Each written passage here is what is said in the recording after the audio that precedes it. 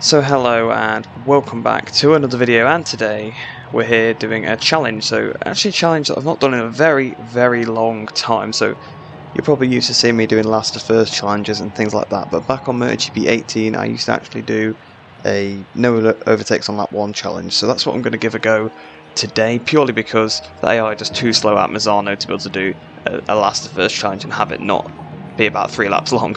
So basically the premise of this challenge, pretty obviously, I'm just going to sit behind the AI for the entirety of the first lap. You'll get the hang of it pretty quickly. I mean, again, like I said, it's not too difficult, really. Not sure why I just skipped that section, but there you go. Waiting for the lights to go out then. It's lights out away we go, so it's Bradle actually right in front of us. Actually, may as well save some fuel on this lap whilst we're sitting at the back. So Stefan Bradle have finally replaced Marc Marquez with him. As you can see, Alex Marquez right in front of us, Tito Robato, Petrucci's actually quite far down the order. It doesn't matter if I accidentally overtake somebody, I just let them back through, and if someone crashes I'm not going to wait up, it's just staying at the back of the pack, because really the first lap is the best lap to overtake people on. I did a quick little test for it earlier and I was up to about 11th place by this point already, and the AI are not fast at this track, so it's easy to gain positions on them. The Hondas actually look like they're making their way through the order a little bit, although Nakagami's dropped backwards. Smith has hit Nakagami. So it seems like last year's Honda in this game is not ranked too well. But yeah, there we go, that's the fix Nakagami, because I know a lot of people have been complaining that Nakagami has been getting pole in the mod quite a lot, which I agree he had. And I tried to tone him down and it looked like it worked for me, but then on the actual update file, it still seemed like people were getting him on pole a lot, but this is what I kind of get, which is weird. Him down in like 20th position, so I might have to have a look at that, make sure that I, test it a little bit more. So coming into this last corner then, now we can start to try and set up a move at the start of this second lap to get past Smith. So here we go, coming towards the line. Right, I can now go past him. We've just overtaken him as the lap has started. So here we go then, around the outside of Espargaro as well. We've just passed Nakagami as well in that same move, so now up to 19th. This is what I meant about the AI being particularly bad at this circuit, although you've seen before in my previous videos, I'm sure, how easily I can pull away from them at this circuit. So Alex Marquez actually done a pretty good defensive line there, but up the inside we go of Alex Marquez, up into 18th. Paul Espargaro on the KTM in front, so he's struggling quite a bit in this race because his stat is supposed to be quite high. So that's quite interesting. I think it's just because the pack is so close, sometimes you get riders right in the back. So past Espargaro, we passed Bradle on the brakes at the inside of Lecuona as well, not quite. We did a couple of stoppies on the way in, but we've got past him now. So Petrucci's up next. Can we get the inside of Petrucci? Oh, that was a bit of a risky move as we go into Tremonto. So this is what I mean, we're already up into 14th place now as we come out of Tremonto. And this is a section where the AI are also really bad as we go down towards Cavone. Rabat's doing pretty well in 12th, probably need to tone him down a little bit through Cavone then. Here we go, past Crutchlow. So we're now up to 13th place. Rabat is now ahead of us. Probably able to get him into Caro, or Caro is it, I'm not 100% sure or how you would say it. We're trying to get the exit. Past Zarco we go. Morbidelli's pretty far down the order. Oh, turned it on him a little bit there, but we couldn't quite fully commit to that. So as we go into the final turn then, we should be able to get past him on this sort of next lap. Although the two Ducatis are pulling away actually, Miller and Dovizioso 32. That's actually not a bad lap time, so yeah, I might have to hunt them down a little bit later. But we've passed Morbidelli now then. Our teammate Vinales is ahead of us, then it's Oliveira and Bagnaia by the looks of it. Then it's Quartararo. Bagnaia just ahead of Oliveira. We've just got past Vinales then. Trying to get the inside of Oliveira. Oh, the rear is sliding, but we've done it. Yes, we have. So we're now up into 9th place. This is what I mean, how easy it is to pick through the pack here at Misano. So we go then to the left hand side of Bagnaia. We've passed him, although I've gone in a little bit hot, so he actually might be able to get back underneath. I don't know why I'm running traction control 4 actually, I've just realised. Usually I run 2, so now we're down into 2 anyway. So make sure I don't high side the next corner around the outside of Quartararo, but I almost hit him actually, so I've gone very hot. That's going to cost me a position to Bagnaia. Although we should be able to get him back on the run down into Cavone. Yes, we have. So yeah, just a little bit too close to Quartararo for my liking there. Had to sit the bike up to not crash into him, but here we go through Cavone. Oh, again, getting right up behind him. I just go so slow to the section. The front is gone, the front is gone, the front is gone. I do not know how I just didn't crash there. That was quite eventful. As once again we go through Kara, then up the inside. Joan Mir now in front. Joan Mir going so slow. This is what I mean. I've had a lot of reports of the Suzuki's not being very good, but for me they're pretty decent. So I'm not sure what's going on with that. It seems like different people just get different results, even though the files are all exactly the same. So over the line then, 32.4 on that lap. I almost hit Mir up the back. I am being definitely held up now by these guys, because look how far those two Ducatis are ahead of the pack. Massively in front. So through the Variante de Parco, which means the park chicane, even though it's not a chicane. We've gone past Mir, so we're now up into 6th place. Brad Binder up ahead of us in 5th, then Zarco in 4th, and Rins in 3rd. So Suzuki's actually doing pretty well in this race, although like I said, people have been saying they've not been too good in the mod so far. But in the slipstream of Brad Binder, well, not really in the slipstream, worth like a split second, but we're going to pull alongside him anyway, past Brad Binder, down towards La Quercia corner. So we're now up into 5th place. Zarco on the other Avinti, obviously we're about a couple of laps ago, just in front of us. We should be able to go around the outside here. Don't know why I decided to go around the outside, just wanted to make it a bit more difficult for myself, but we should be able to cut straight underneath him through Tremonto. There we go. Up into 4th place now. This is on 120% AI, by the way. This is just how bad they are at Misano in particular. Through Curvone then, right behind Rins, and there we go, up onto the podium, past Rins again like you're standing still, into turn 13 on the power. So it's Dovi and Miller 4 seconds up the road. Oh. Rins wasn't happy about me overtaking him, was he? He tried to take me out. So then we're up into 3rd place now. Let's see what we can do. Let's see if I can hunt down these guys in front. Let's see what the gap is when we go over the line, what my time was on that lap. 31.4, so fast lap of the race already. That's my first half lap of clean air, 4.4 seconds.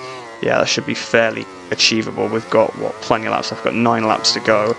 I almost did a 35% race, but I wasn't sure if I'd quite have enough time to make it through. The bike jumping up on those curbs there, so that's a little bit weird. The tyres actually starting to overheat a little bit now. I'm pushing that medium front quite a bit, so I might want to change my traction control and engine braking settings and things like that. But 3.9 seconds behind now, Dovizioso, so we've already took half a second out of them, which is quite immense really. So we hit the brakes then for the Quercia corner again. Try and pick up a late apex, although to be honest we're absolutely nowhere near the apex.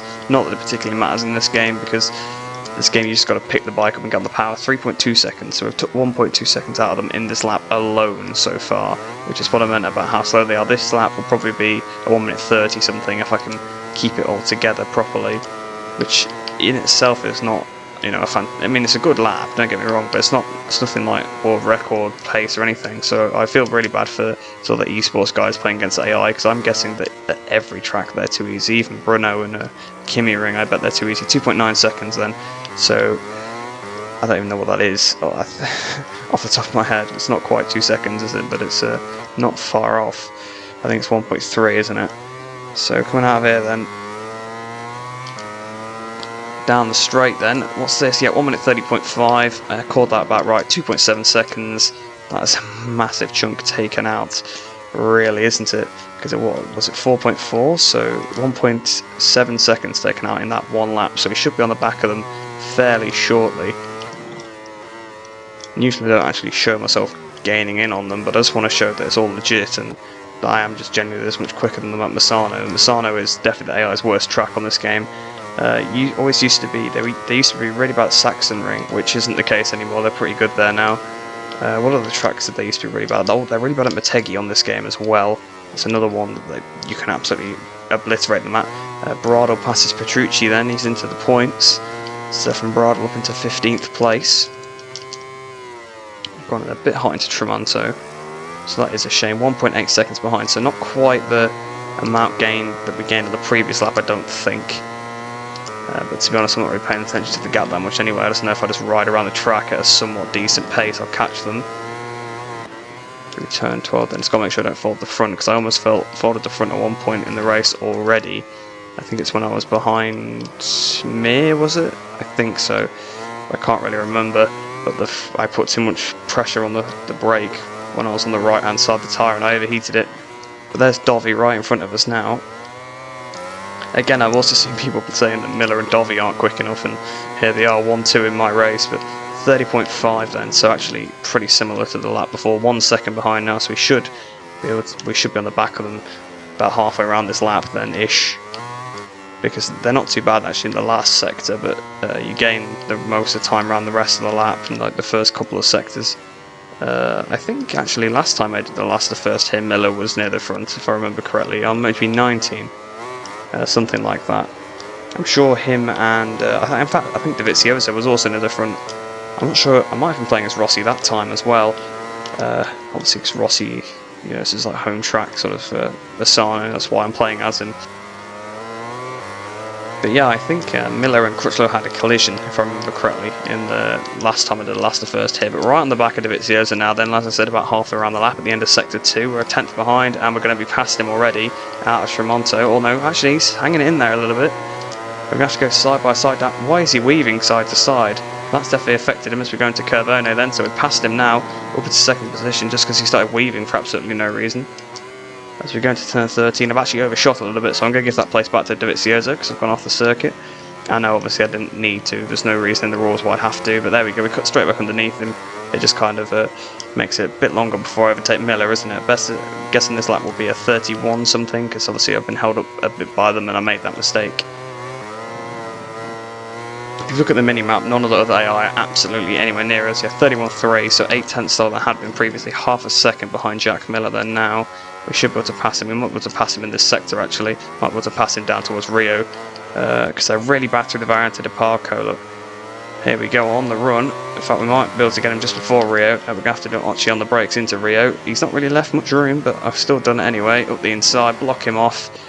And there you go. That's what we've completed 7 laps. It's took me half the race, actually in itself is not great, but considering I sat behind the AI at the back for the whole lap and then obviously had to come through, I gave these guys a 4 second lead. I think I got up to that position on about lap 3, was it? So it took me about 4 laps to close down a 4 second lead, which yeah, would be about right, because it's easy to go sort of one second a lap faster than them, so that's up into the lead then. Now 8/10 lead already as well for myself, so this should be a pretty easy race, to be honest. So what's this time going to be then? 1 minute 30.4, so actually a new fastest lap of the race, which I didn't even think I was pushing. Tyres actually in quite a nice temperature range right now. They're about optimal, and they've not got much wear on them considering we've done half race distance. I've got it on proportional wear because I always do.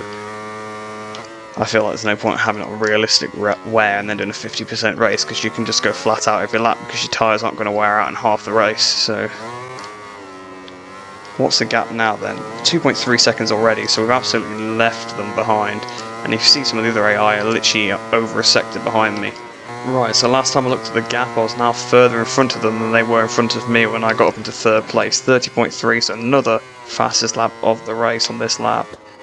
So I think I'm about 7 seconds in front of them now. What's this time going to be? 29.8. So into the 29s, and that's faster than we even went in career mode, which I suppose makes sense because the Yamaha is better than the Suzuki, and it's obviously a fully upgraded Yamaha in Grand Prix mode. 7.6 seconds in front.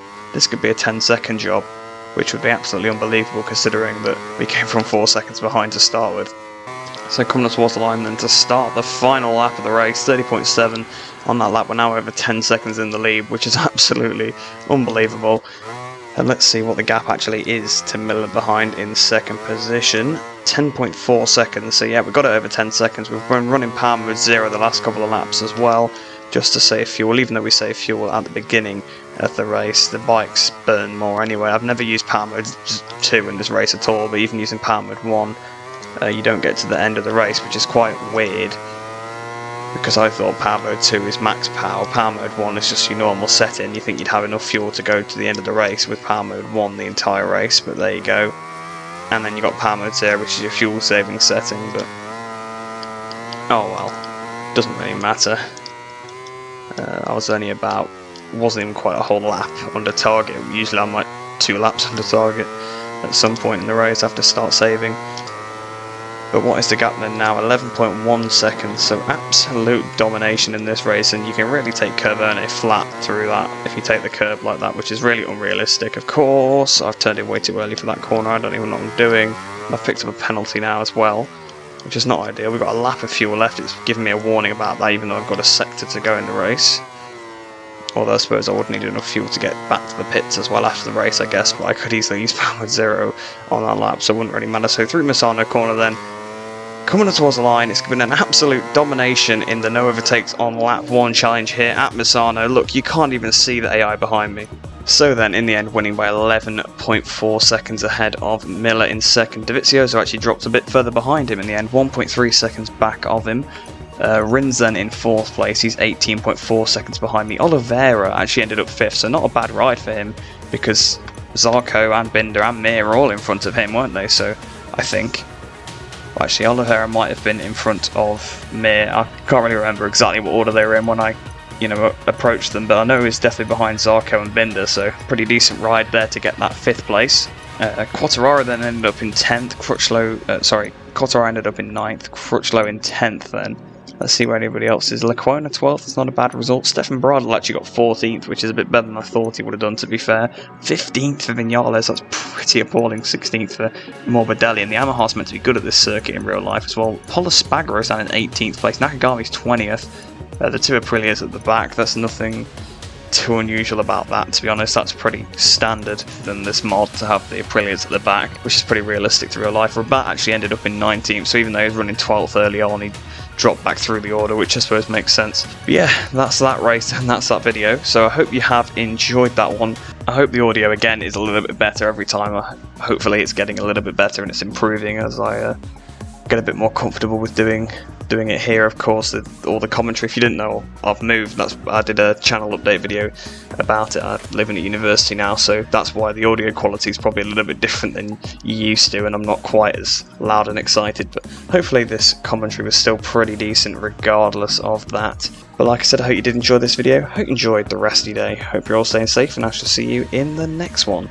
Undoubtedly, it was a perfect day for him. In addition to the victory, his position also earns him 25 priceless championship points.